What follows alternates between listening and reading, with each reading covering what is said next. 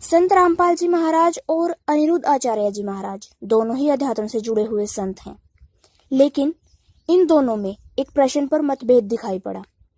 प्रश्न ऐसा है जो हर एक साधक के दिमाग में अपनी एक छाप छोड़ जाता है जब भी हम भगवान की साधना की ओर अग्रसर होते हैं। नमस्कार दोस्तों, मेरा नाम है नैन्सी और ऑफिशियल नैन्सी यूट्यूब चैनल पर मैं आपके सामने प्रस्तुत करती हूँ वेदों के अनुसार ज्ञान चर्चा। भक्ति से जुड़े अनेकों तथ्यों को जानने के लिए और अगर आप हमसे जुड़ना चाहते हैं तो चैनल को सब्सक्राइब करें। अब हम अपनी ज्ञान चर्चा के उच्च प्रश्न पर आते हैं, जिसमें हमें दोनों संतों के बीच में मतभेद दिखाई पड़ा। प्रश्न कुछ इस प्रकार से है, क्या भगवान साकार है या निराकार?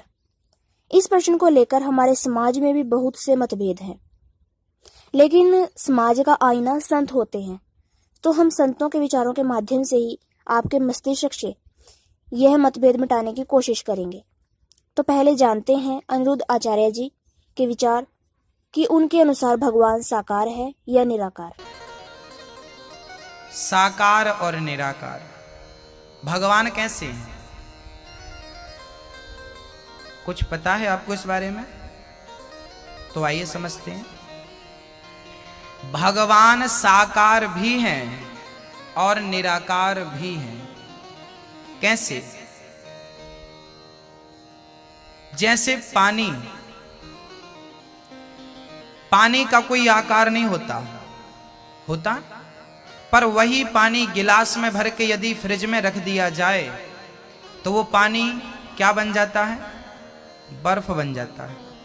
अभी पानी था जिसका कोई आकार नहीं था, अब वही पानी क्या बन गया? बर्फ। बर्फ का आकार है या नहीं? बर्फ का आकार होता।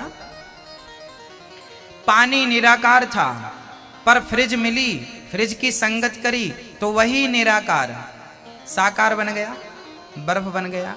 ऐसे ही ईश्वर परमात्मा परब्रह्म वो निराकार है, पर जब भक्तों के प्रेम की फ्रिज में, भक्ति की फ्रिज में प्रवेश करता है तो वही निराकार निर्गुण सगुण साकार बनकर के कभी राम कभी कृष्ण बनकर भक्तों के लिए प्रकट हो जाता है।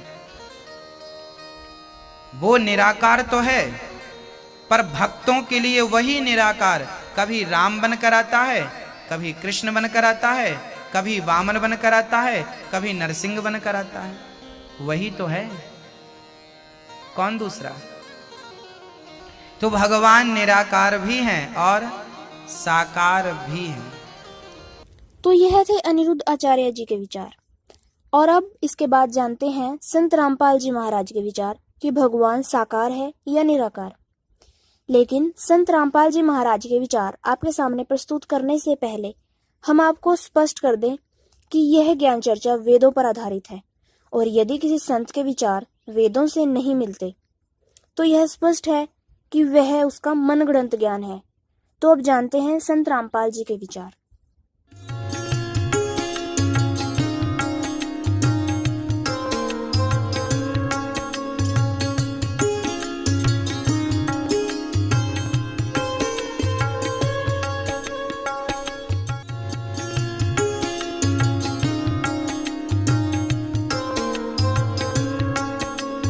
हमारे सदग्रंथ पवित्र वेद, पवित्र गीता, पवित्र पुराण सत्य हैं, तो उन्हीं सदग्रंथों में जो यथार्थ ज्ञान लिखा हुआ है और उसका आज तक भी हमें पता नहीं, जबकि हम जिनको गुरु मानते थे, महर्षि मानते थे, और वो संस्कृत भाषा के ज्ञाता भी थे, विद्वान कहलाते थे, वो भी इन सदग्रंथों को, वेदों को, गीता जी को समझ नहीं सके। पुण्यात्माओं, पवित्र चारों वेद और पवित्र श्रीमद् भगवत गीता ये गॉड गिवन स्पिरिचुअल नॉलेज है। ये परमात्मा का दिया हुआ आध्यात्मिक ज्ञान है। जी देखिएगा, वेदों में परमात्मा के कितने प्रमाण हैं कि वो साकार है। ऋग्वेद मंडल नंबर 9 सूक्त नंबर 86।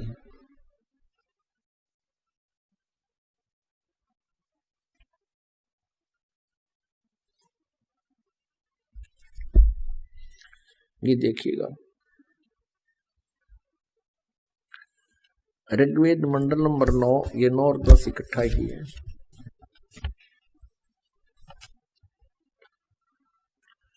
प्रकाशक है सार्वदेशिक आर्य प्रतिनिधि सभा, महर्षि दानंद भवन, रामलीला मैदान, नई दिल्ली। इनके फोन और फैक्स नंबर है। इन्होंने लिखा महर्षि दानंद सरस्वती कृत। मुद्रक है Prince offset printers, 1510 Pataudi house, Daryaganj, नई दिल्ली।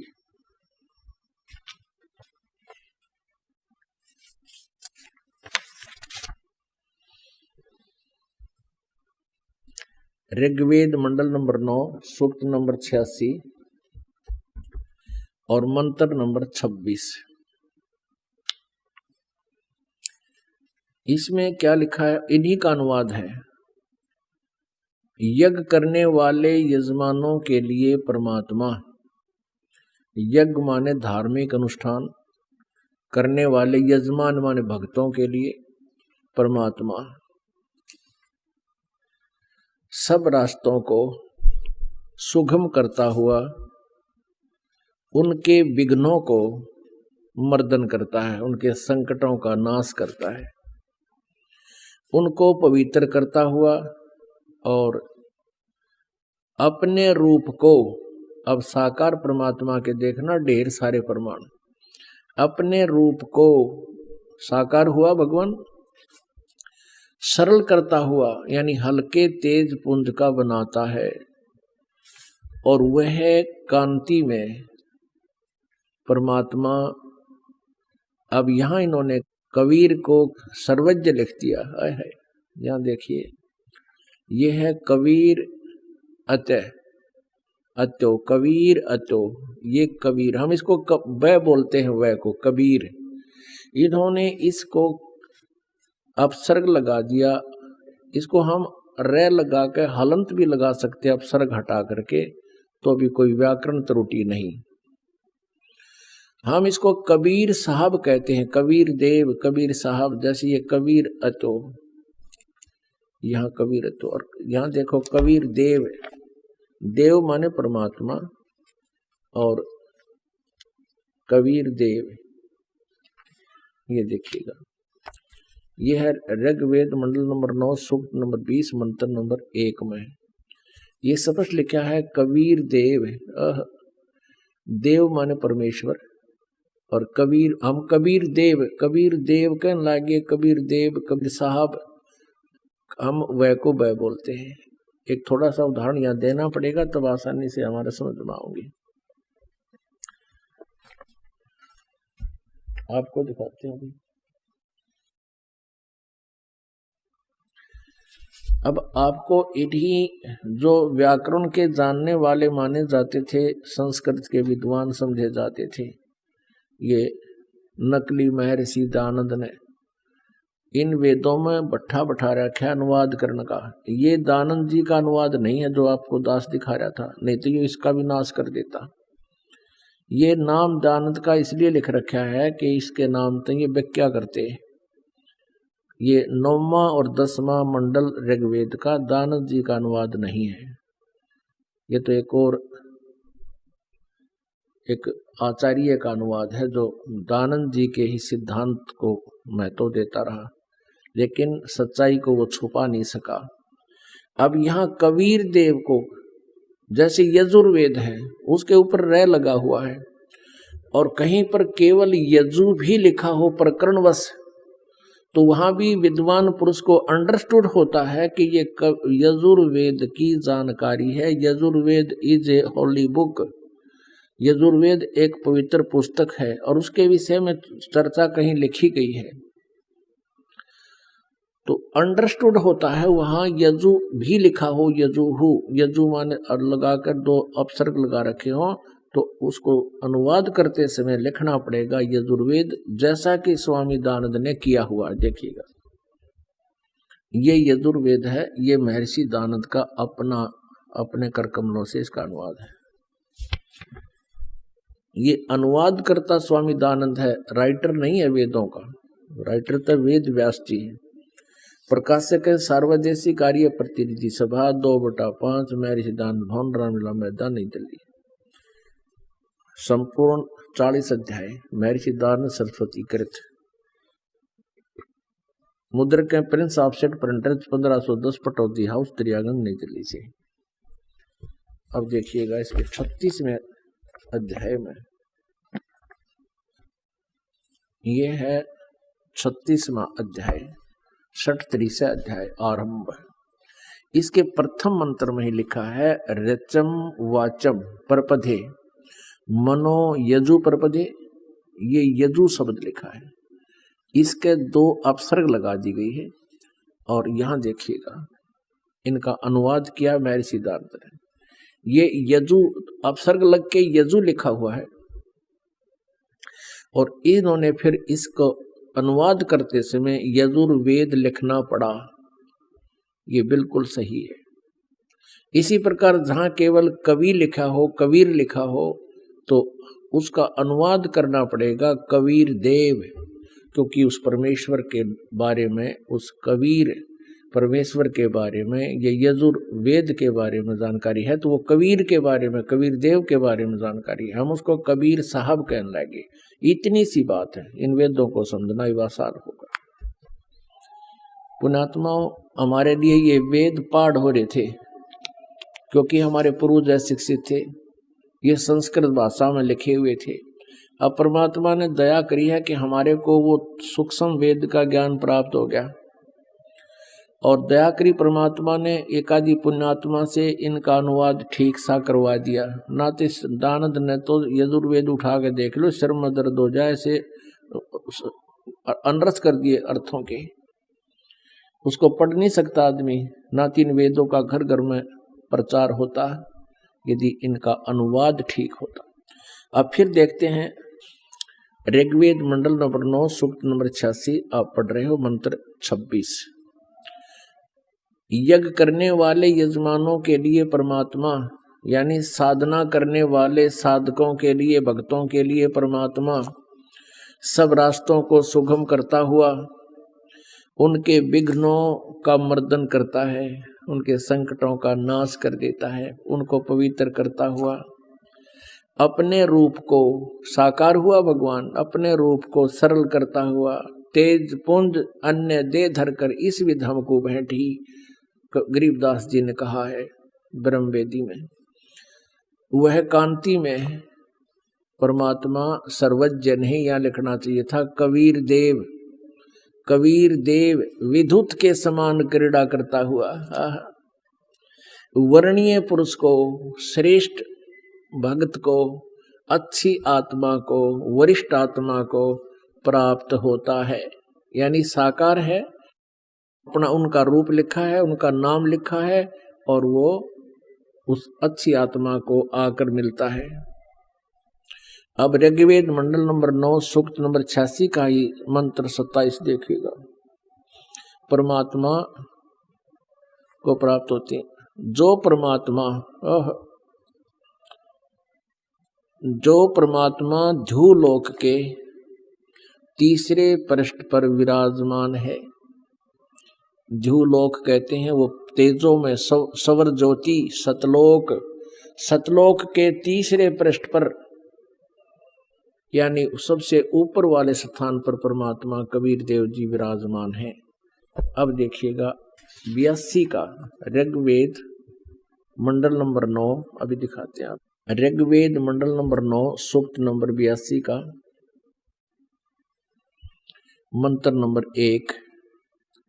इसमें कहा कि जो सर्व उत्पादक प्रभु, यानी सबकी रचना करने वाला परमात्मा प्रकाश रूप, वैसे अरुष माने साकार होता है, प्रकाश रूप सद्गुणों की वृष्टि करने वाला, पापों का हरण करने वाला, वह राजा के समान, राजेव, राजेव माने राजा के समान, इन्हीं के शब्दों में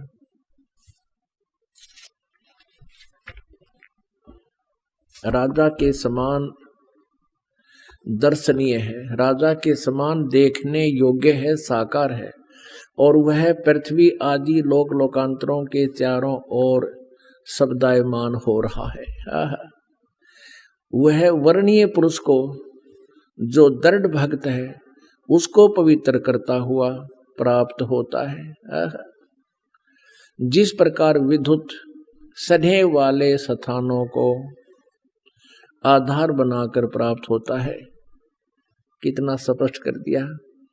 वो परमात्मा साकार है और वो पापों का हरण करने वाला है, पाप नाशक है, जो सर्वोत्पादक प्रभु है, सबकी रचना करने वाला, सारी सृष्टि का रचनहार परमात्मा प्रकाश रूप है, सद्गुणों की वृष्टि करने वाला है, पापों का हरण करने वाला है, राजा के समान देखने योग्य साकार है,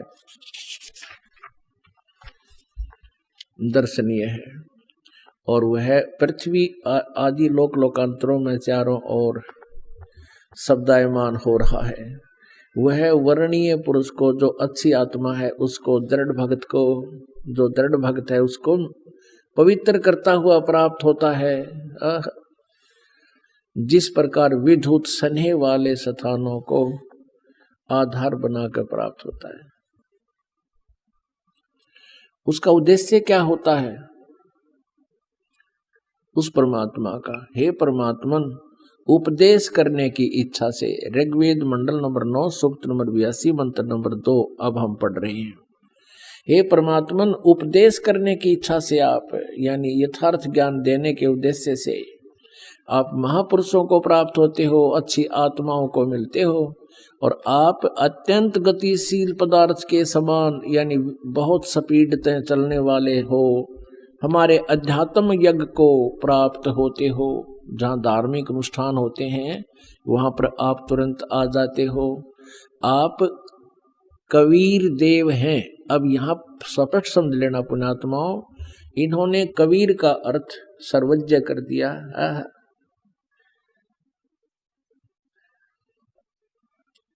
अब यहाँ देखिएगा, ये है कबीर वेदस्य, ये रे है ऊपर,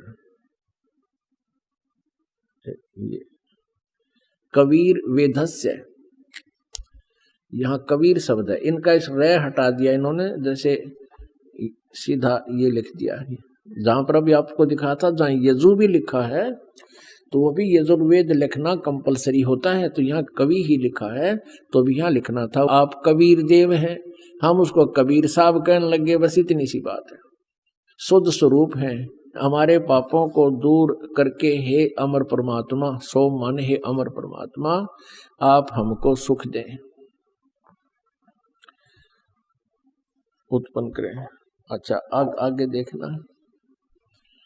अब तीसरे में है, ऋग्वेद मंडल नंबर 9 सूक्त नंबर 82 मंत्र 3 में, पवित्र यज्ञों में रक्षा से आप प्राप्त होते हैं और पृथ्वी आदि लोक लोकांतरों में गति करते हुए चल कर आते हैं। गति करते हुए सर्वव्यापक नहीं, आप हैं। आप स्वयं गतिशील होकर, यानी चलकर विराजमान होते हैं।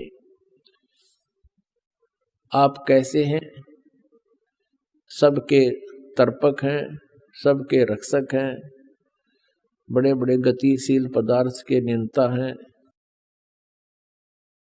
पृथ्वी आदि लोक लोकांतरों के केंद्र होकर सब पदार्थों में रक्षा उत्पन्न करते। ये यहाँ विचल गए, यहाँ कोई और अर्थ बनेगा, लेकिन हम अपने उसको समझें कि वो परमात्मा स्वयं गतिशील होकर चलकर आता है और भक्तों को प्राप्त होते हैं, लोक लोकांतरों में वहां से चलकर आते हैं। अब पुण्यात्माओं, वेदों में कितनी बार लिखा है कि वो परमात्मा साकार है, और फिर भी हम अभी तक इसको निराकार कहते रहे। ये दोष पुण्यात्माओं का नहीं है, उन गुरुओं की नालायकी है जो इन सदग्रंथों को समझ नहीं सके। अब देखिएगा, ऋग्वेद मंडल नंबर 9 सूक्त नंबर 20 का मंत्र नंबर 1, ऋग्वेद मंडल नंबर 9 सूक्त नंबर 20 मंत्र नंबर 1 में यह स्पष्ट लिखा है, पर कबीर देव, इन्हीं का अनुवाद पढ़िए, वह परमात्मा कबीर देव है, यहाँ लिखना चाहिए था, इन्होंने मेधावी लिखा है। वह परमात्मा कबीर देव है और सबका रक्षक है, विद्वानों की तृप्ति के लिए, जो भक्त हैं उनको तृप्त करने के लिए ज्ञान को देता है, सहनशील है, संपूर्ण दुष्टों को संग्राम में तिरस्कृत करता है, और वह परमात्मा कबीर देव है, कबीर साहब है। हमने इस वीडियो के माध्यम से निष्पक्षता से आप लोगों के सामने दोनों संतों के विचार रखे हैं। अब निर्णय आपका है कि आप वेदों से प्रमाणित संत रामपाल जी के ज्ञान से सहमत हैं या फिर अनिरुद्ध आचार्य जी की मनगढ़ंत कथा से। वीडियो को पूरा देखने के लिए धन्यवाद।